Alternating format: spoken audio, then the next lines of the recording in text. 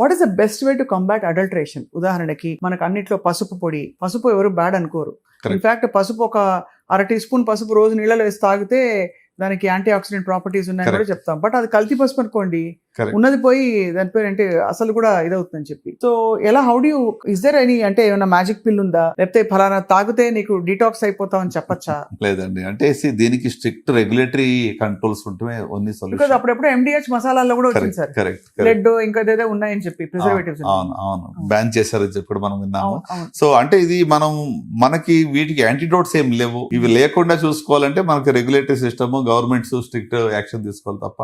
అంటే we need to, మన ఆరోగ్యం మన చేతిలో ఉంది, మనం జాగ్రత్త పడాలి. అయినంత వరకు ప్రిజర్వేటివ్స్ ఉన్న ఫుడ్, ప్యాక్డ్ ఫుడ్ అవాయిడ్ చేసుకోవడం, ఎంత నేచురల్ ఫుడ్ ఉంటే అంత తీసుకోవడం మంచిది. ఆకుకూరలు కానివ్వండి, లేకుంటే వాట్ ఎవర్, ఇందాక మనం బ్రోకోలీ, క్యాబేజ్ వీటి గురించి మాట్లాడుకున్నాం. వీటన్నిటిలోనూ కూడా క్యాన్సర్ ని నివారించదగ్గ ఏదో ఒక పదార్థం ఉంటుంది. ఇప్పుడు గ్రీన్ టీ గురించి చూడండి, కెటాచిన్స్ అని చెప్పి ఒక పదార్థం వాళ్ళు జపాన్ లో ప్రూవ్ చేశారు. వాళ్ళు ఇది గ్యాస్ట్రిక్ క్యాన్సర్స్ ఎక్కడైతే గ్రీన్ టీ ఎక్కువ తాగుతారో వాళ్ళలో స్టమక్ క్యాన్సర్ సంఖ్య తక్కువగా ఉంటుంది. Okay, so it's proven. It's good green tea తాగితే మంచిది. అయితే ప్రాసెస్ ఫుడ్ గురించి కూడా మీరు చూస్తే, ఇప్పుడు ఫ్రాన్స్ లోనే ఎక్కడ ఒక స్టడీ చేశారు. అక్కడ ఏంటి 10% ఎక్కువగా ప్రాసెస్ ఫుడ్ తీసుకున్న వాళ్ళలో ఆల్మోస్ట్ 12% క్యాన్సర్ రిస్క్ పెరుగుతా ఉంది.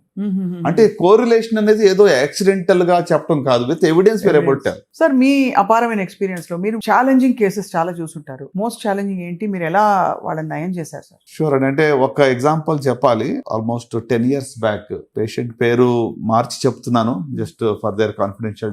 అంతే కదా సార్, అంతే. షీ వాస్ 32 అనమాట. సో సాహితి తన పేరు, డిఫరెంట్ నేమ్ అనుకోండి. Okay, so 32 years old, 6 months బేబీతో పాటు వచ్చింది. 6 months బేబీ తీసుకుని వస్తే అప్పటికే పాపం తనకి అంటే ఫ్యామిలీలో చాలా ఇష్యూస్ ఉన్నాయి, ఫైనాన్షియల్ గా కానీ అన్ని రకాలుగా హెల్త్ ఇష్యూస్ ఉన్నాయి, డిఫరెంట్ ఇష్యూస్. వచ్చినప్పుడు ఒక చిన్న లింఫ్ నోడ్ ఉంది నెక్ లో. ఆ లింఫ్ నోడ్ కోసమని ఏంటి ఇన్ఫెక్షనా లేకపోతే ఏంటి దేనివల్ల అని చెప్పి చూపించడానికి వస్తే ఎన్ని మందులు వేసినా కూడా తగ్గటం లేదు. సరే అని చెప్పి ఆ లింఫ్ నోడ్ ని బయాప్సీ చేసాం. బయాప్సీ చేస్తే అది నాన్ హాజ్కిన్స్ లింఫోమా అని వచ్చింది. ఒక టైప్ ఆఫ్ బ్లడ్ క్యాన్సర్ అనుకోండి, లింఫ్ నోడ్స్ లో వస్తూ ఉంటుంది అది. సరే, నెక్స్ట్ మరి అది వినగానే ఆమె షీ వాజ్ ఇన్ షాక్. అంత నార్మల్ గా హెల్తీగా ఉంది, అదర్వైజ్ నార్మల్, వేరే ఏం లేదు, ఫీవర్ కానీ వెయిట్ లాస్ కానీ వేరే ఏమి లేదు, జస్ట్ ఏదో చిన్న గడ్డ ఉందని వచ్చింది. సరే, పెట్ స్కాన్ చేస్తే అది బాడీలో మరి స్ప్లీన్ లో కానీ అబ్డమన్ లో లింఫ్ నోడ్స్ కానీ అన్ని చోట్లకి రావటం వల్ల అది stage 4 అని తెలియదు. బోన్ మ్యారో అంతా పాజిటివ్ వచ్చింది. సో అది వినగానే నా ముందుకు వచ్చి తను ఒకటి అడిగింది, డాక్టర్ గారు పాపను చూపించింది నాకు. పాపను చూపించి 10 years 10th birthday నేను ఆ పాపకి చేయించగలనా అండి అని అడిగింది. అంటే నా డిజైర్ అంతకన్నా వద్దు, నాకు నేను సిద్ధమే, ఏమైనా అయితే ఓకే, ఐ ఫేస్ ఇట్. కానీ ఒక 10 years నేను దాన్ని చూసుకున్నానంటే నా జవాబుదారీ, నా రెస్పాన్సిబిలిటీ అయిపోతుంది, తర్వాత ఇంకెవరైనా చూసుకుంటారులే, ఐఎమ్ రెడీ అన్నట్టుగా ఏడుస్తూ చెప్పింది. అది చెప్పగానే నాకు కూడా అంటే ఎంత మేము డాక్టర్స్ రోజు పెయిన్ చూస్తున్నా కూడా ఎమోషనల్ అయ్యేది. లేదమ్మా, ఇది మంచి టైపు, నువ్వు కొంచెం కీమోథెరపీ వల్ల ఇది క్యూర్ అయ్యే అవకాశాలు కూడా ఉన్నాయి, stage 4 అయినా కూడా కంగారు పడద్దు, నువ్వు ఫైట్ చెయ్యి అని చెప్పి కొంచెం మోటివేషన్ ఇచ్చాం. ఆమె విల్ పవర్, ఆమె కరేజ్ ఎంత గొప్పదంటే మరి 6 cycles ఇవ్వగానే మొత్తం కంప్లీట్ గా అంటే పెద్ద పెద్ద లింఫ్ నోడ్స్ అబ్డమెన్ లో, స్ప్లీన్ లో ఉన్నాయి, తర్వాత మరి డయాఫ్రామ్ పైన కింద, అంటే stage 4 డిసీజ్ కానీ, బట్ చాలా వరకు వెరీ డ్రమాటిక్ రెస్పాన్స్ తగ్గిపోయింది. సో తగ్గిపోయాక తర్వాత ఒక 2 years ఫాలోఅప్లు ఉన్నాక మళ్ళీ లింఫ్ నోడ్స్ వచ్చింది.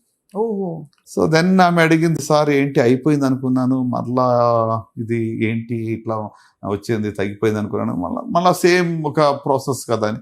లేదమ్మా, ఇది డెఫినెట్గా తిరగబడింది, నో డౌట్, ఎందుకంటే stage 4 లో ఉంది కాబట్టి ఎక్స్పెక్టెడ్ కూడా, అది ఇట్ ఈస్ నాట్ సర్ప్రైజింగ్ కాదు. సరే, మళ్ళీ రీఛాలెంజ్ చేసాం, రీఛాలెంజ్ కీమోథెరపీ. మరి రీసెంట్ గా లాస్ట్ ఇయర్ అమ్మాయికి ఓనిల్ ఫంక్షన్ చేసిన తర్వాత, ఓనిల్ ఫంక్షన్ నాకు ఫోన్ చేసింది, నేను ఐఎమ్ డూయింగ్ ఎక్స్ట్రీమ్లీ వెల్, నాకు జబ్బు లేకుండా నార్మల్ గా ఉన్నాను, మా పాపకి ఓనిల్ ఫంక్షన్ చేశాను, ఎందుకంటే షీ వాస్ 12 years old, 12 వరకు 12 జబ్బు లేకుండా నార్మల్ గా ఉంది. అంటే షీ ఫాట్ ఇట్ వెల్. అంటే ఏదో నేను బాగా గొప్పగా ట్రీట్ చేసినందుకు అయ్యిందని అనుకుని మందులు అందరికి ఇచ్చేది అదే. నాట్ దట్ నేను ఏదో అంటే నేను ఎవరు ఇవ్వలేని మందులు ఇచ్చి నయం చేసి చెప్పి I don't want take a false credit దే. క్వశ్చన్ ఇదంటే ఇప్పుడు ఇలాంటి జబ్బుల్లో కూడా it all depends on other factors also. తన యొక్క విల్ పవర్ కానివ్వండి, ఫ్యామిలీ సపోర్ట్ కానీ, వీటన్నిటి మీద ఆధారపడి ఉంటుంది. And she wanted to live and she wanted rise above all odds. నేను నా పాపను పెంచుకోవడానికి, నా పిల్లల కోసం నేను బతకాలి అనేటువంటి ఒక నిర్ణయం ఆమె హృదయంలో గట్టిగా ఉంది. So and she fought it courageous గా, తిరగబడినా కూడా జయించి బయటపడింది. సో అంటే నేను ఆమె చూసినప్పుడు అదే అంటాను, అంటే మనం చిన్న చిన్న వాటికి ఈ రోజుల్లో అందరూ కంప్లైంట్ చేస్తూ ఉంటారు. కొంచెం ఏదో కరెంట్ పోతే, కొంచెం ట్రాఫిక్ ఏదైనా అడ్డుపడిందంటే అసలు ఎంత రెస్ట్లెస్ అయిపోతారు ఈ జనరేషన్. అంతే కదా సార్. లైఫ్ లో పెయిన్ అనేది ఏం తెలుసు చూడండి, అంటే వెన్ లైఫ్ అండ్ డెత్ దగ్గరికి వచ్చినప్పుడు తెలుస్తుంది దాని యొక్క పెయిన్. అంటే ఫర్ పెట్టి things people fight and get upset.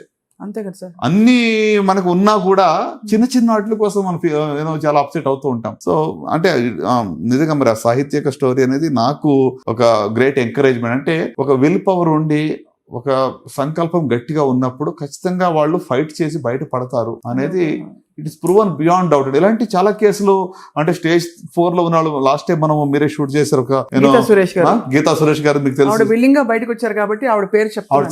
Correct, ఆవిడ అందరికి నేను 10 మందికి చెప్పాలని చెప్పి ధైర్యంగా బయటకు వస్తా ఉన్నారు. ఆవిడ కూడా స్టేజ్ 4 బాగా ఫైట్ చేసి మళ్ళీ she has re-return her life, travel చేస్తున్నారు. అంటే ఆవిడ స్టోరీ అదొక అద్భుతం అండి. ఎలా సార్ ఆవిడ ఎలా వచ్చారు మీ దగ్గర? అంటే బ్లీడింగ్ తో వచ్చారు, యూటరిన్ బ్లీడింగ్ అంటే ఎక్సెసివ్ మెన్స్ట్రువల్ సైకిల్స్ తో వస్తే గైనకాలజిస్ట్ చూసి ఒక డిఎన్సి చేస్తారు కదా, హిస్టోస్కోపీ చేసి బయాప్సీ చేశారు, యూట్రిన్ క్యాన్సర్ ఉందని చెప్పి హిస్టరెక్టమీకి ప్లాన్ చేశారు. ప్లాన్ చేసి అప్పుడు రోబోటిక్ సర్జరీ కొత్తగా వచ్చింది అప్పుడే మనకి. సో రోబోటిక్ సర్జరీలో నేను అప్పటికి ట్రైన్ అయ్యి ఉన్నాను, one of the earliest trainee in the robotic surgery కాబట్టి. సో రోబోటిక్ సర్జరీకి వెళ్తే వెరీ లార్జ్ యూట్రస్, కానీ సక్సెస్ఫుల్ గా దాన్ని తీసేసాం. తీసిన తర్వాత విత్ ఇన్ 2 months లో ఆమెకు అబ్డమెన్ అంతా కూడా డిసీజ్ రెకర్ అయిపోయింది.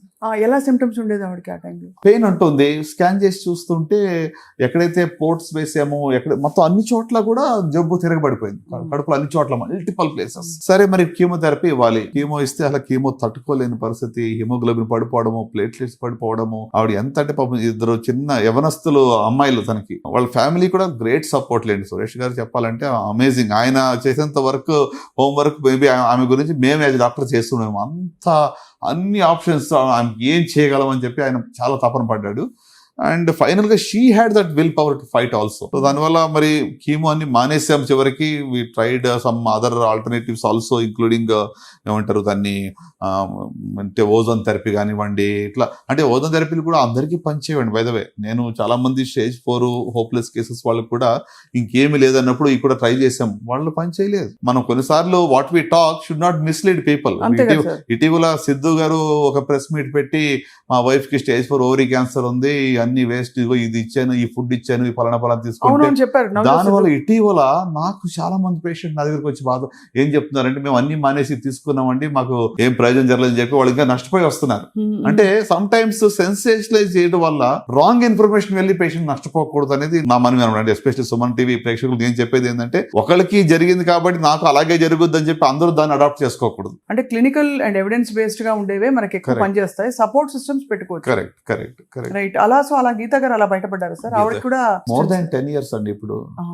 అంటే స్టేజ్ 4 యూట్రై అది కూడా కార్సినోసార్కోమా అంటాం, చాలా అగ్రెసివ్ డిసీజ్ అది. అలాంటిది 4th stage డిసీజ్. మెడికల్ గా మేము అది క్యూర్ అవుతుంది ఇంతవరకు చూడలేదు. అలాంటిది టోటలీ క్యూర్. నార్మల్ ఎక్కడెక్కడ అన్ని స్కాన్లు చేసి ఏమి నథింగ్.